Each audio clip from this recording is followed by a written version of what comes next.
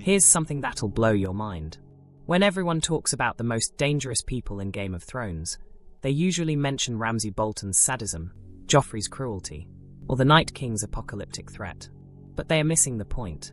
The most dangerous man in Westeros never swung a sword in battle, never tortured anyone with his own hands, and he died sitting on a toilet. His name was Tywin Lannister, and he was more terrifying than all of them combined. Let me explain why. Present certain problems. The royal wedding may end up being the most expensive. Tywin didn't need to be physically imposing. He didn't need dragons or magical powers. What made him absolutely lethal was something far more dangerous. His mind, his reputation, and his complete willingness to do whatever it took to maintain power. While other lords were playing checkers, Tywin was playing three-dimensional chess, and he was always 10 moves ahead. Think about this for a second. Every single major catastrophe in the story can be traced back to Tywin's decisions. The War of the Five Kings, the Red Wedding, the complete destruction of House Stark, the instability that eventually led to Cersei blowing up the Septi of Baelor. All of it connects back to one man who understood something fundamental about power that others didn't. Violence isn't about rage or bloodlust. It's a tool. And Tywin wielded that tool with surgical precision. But to understand why Tywin became this way, you have to go back to where it all started. His father, Tytos Lannister. Tytos was everything Tywin despised. A weak, jovial man who wanted everyone to love him. He had no stomach for conflict, and his bannermen knew it. They called him the Toothless Lion. They mocked him openly in their cups. They borrowed his gold and never paid it back. His own mistress stole his dead wife's jewels. The mighty House Lannister, one of the richest families in Westeros, had become a complete joke under Tytos' leadership. Young Tywin watched all of this happen. He saw his father get humiliated. He saw their bannermen grow bold and disrespectful. And he learned a lesson that would define the rest of his life. Mercy is weakness. Kindness is vulnerability. And the only way to command respect is through fear. When Tywin was just 10 years old, he did something that would foreshadow the man he'd become. At a feast with half the West in attendance, his father announced the betrothal of Tywin's sister Jenna to someone Tywin thought was beneath her station. In front of everyone, this 10-year-old boy spoke out against his own father. Lord Tytos turned white as milk. The whole hall went silent. But Tywin didn't back down. That's when people realized that this child had more spine than his father ever would. The real turning point came with Houses Reyne and Tarbeck. These were two powerful vassal houses who had taken advantage of Tytos for years. They borrowed massive amounts of gold to rebuild their castles and never bothered paying it back. Lord Roger Reyne and Lady Ellen Tarbeck grew so arrogant they basically laughed in the face of House Lannister.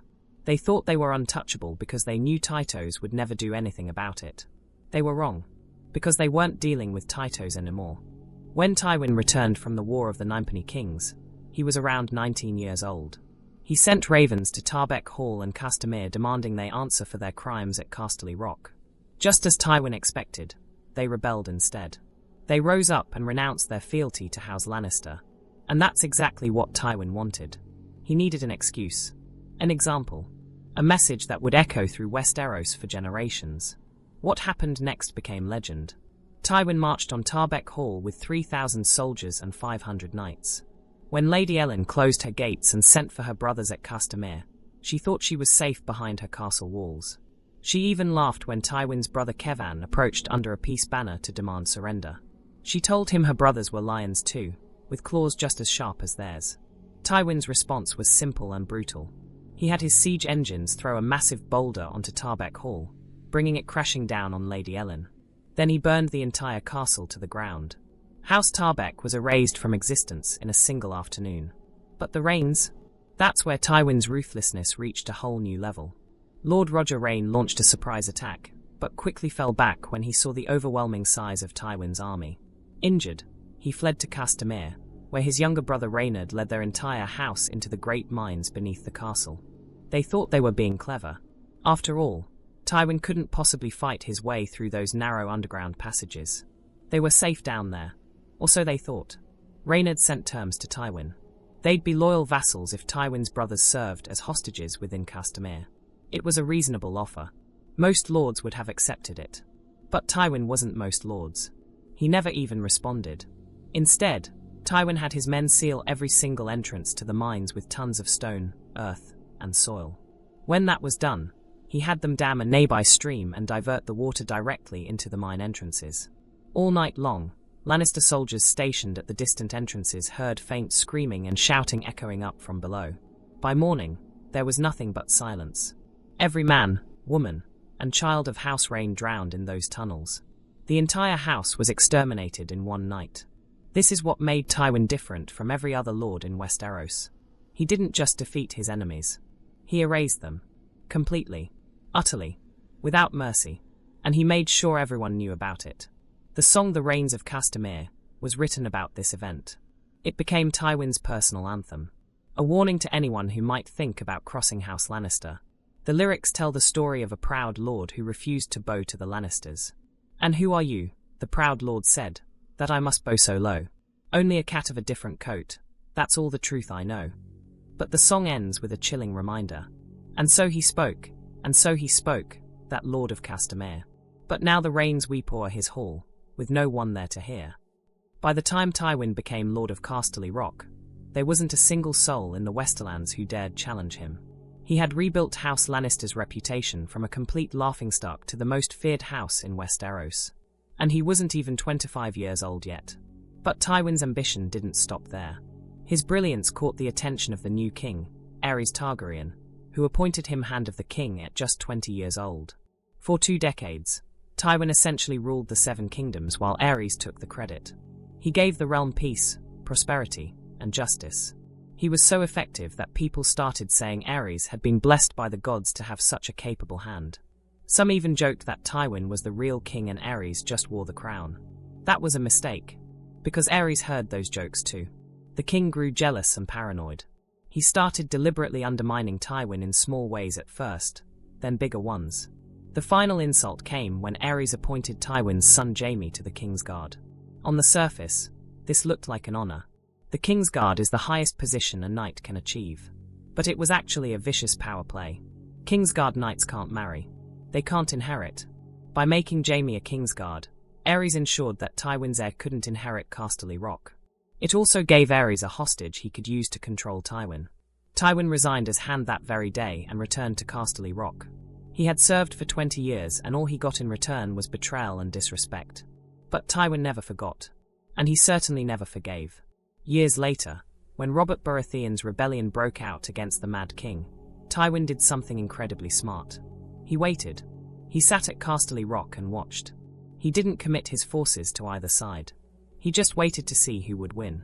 And when it became clear that Robert was going to take King's Landing, Tywin finally made his move.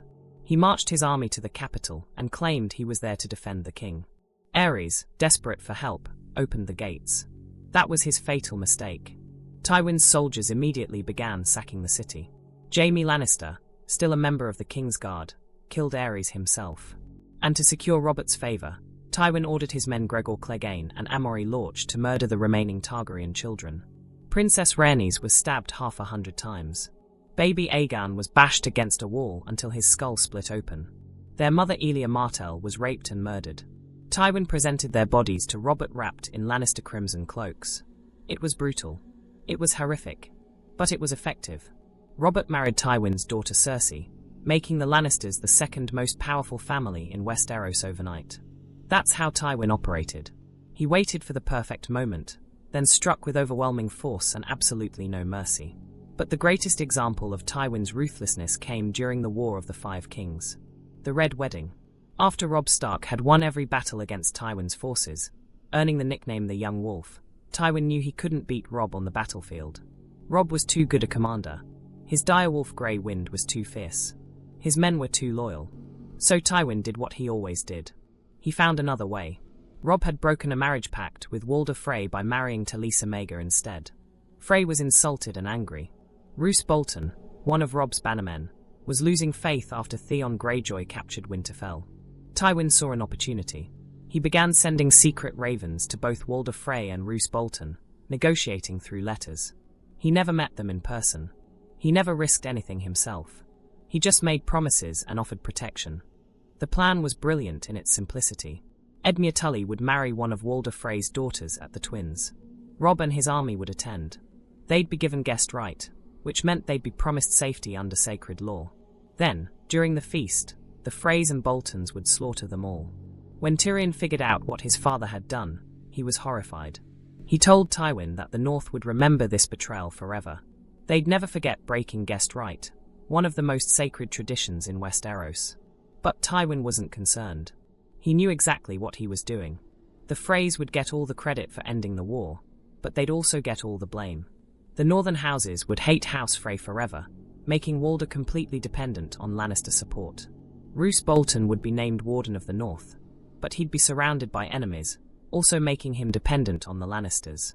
During the wedding feast, everything seemed normal at first. There was food, wine, music.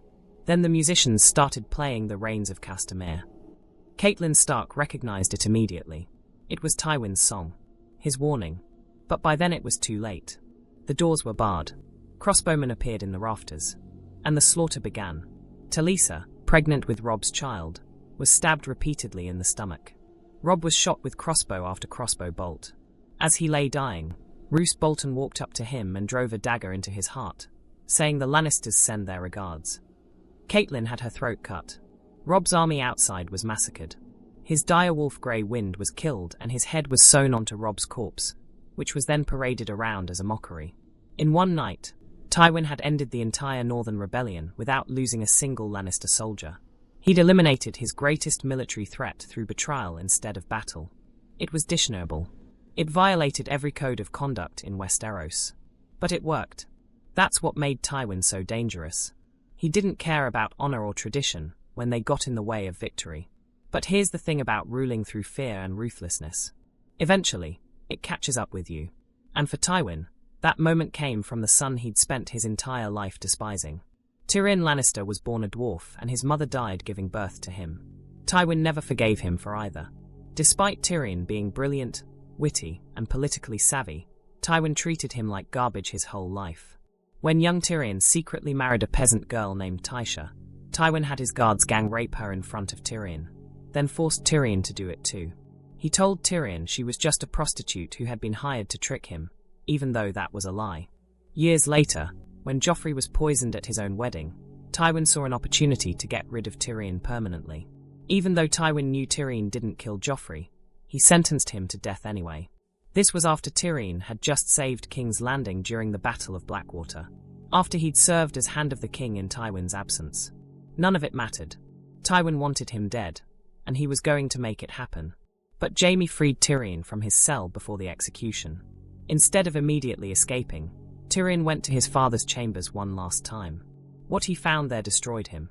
Shae, the woman Tyrion loved, the woman who had testified against him at his trial, was in Tywin's bed. Tywin had been sleeping with her. The man who called Shae a whore in court, who'd forbidden Tyrion from bringing her to King's Landing, had been with her the whole time. Tyrion strangled Shae with the golden chain his father had given her.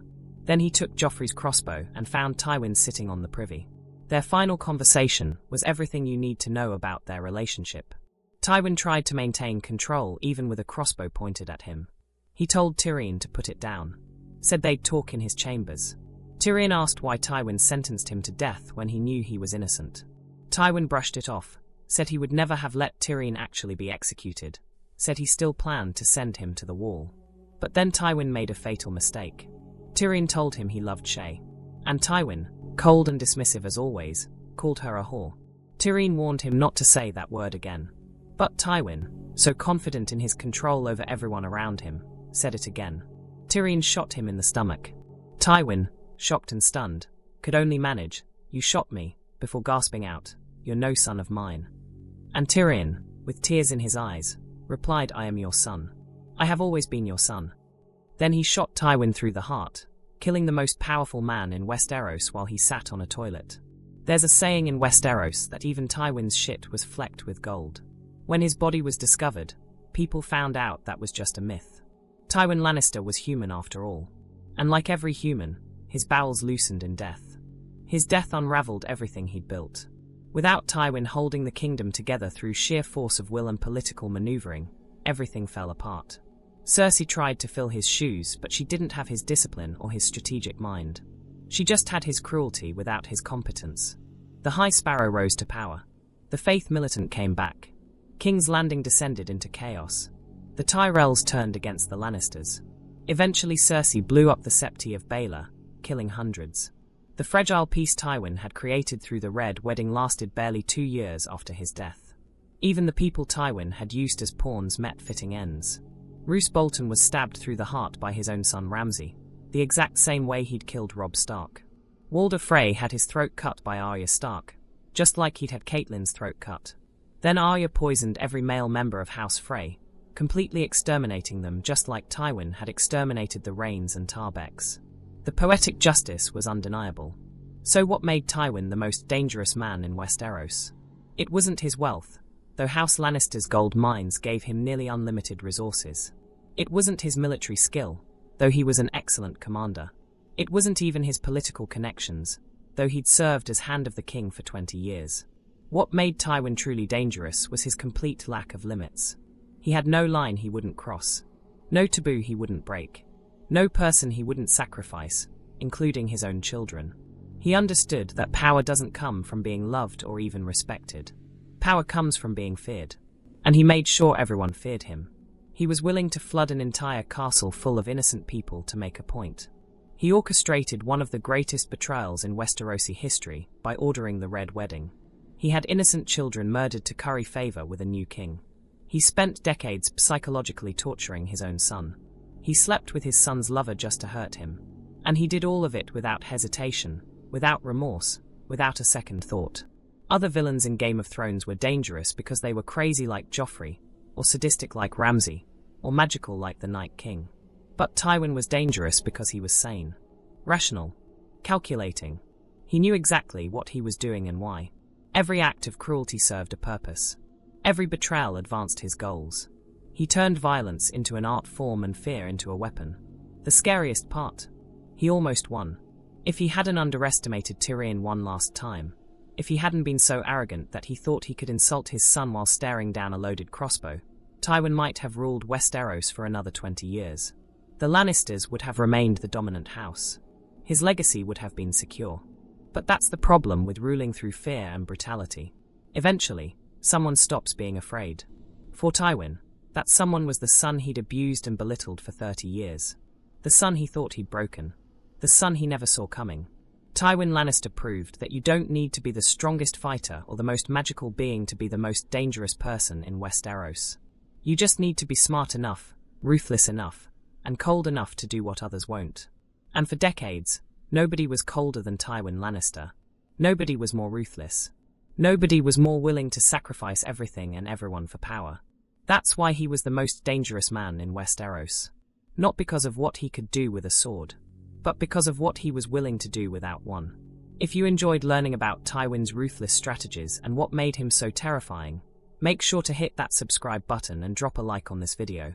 Let me know in the comments who you think was the second most dangerous character in Game of Thrones. Was it Littlefinger with his schemes? Varys with his spies? Or someone else entirely? I'll see you in the next one.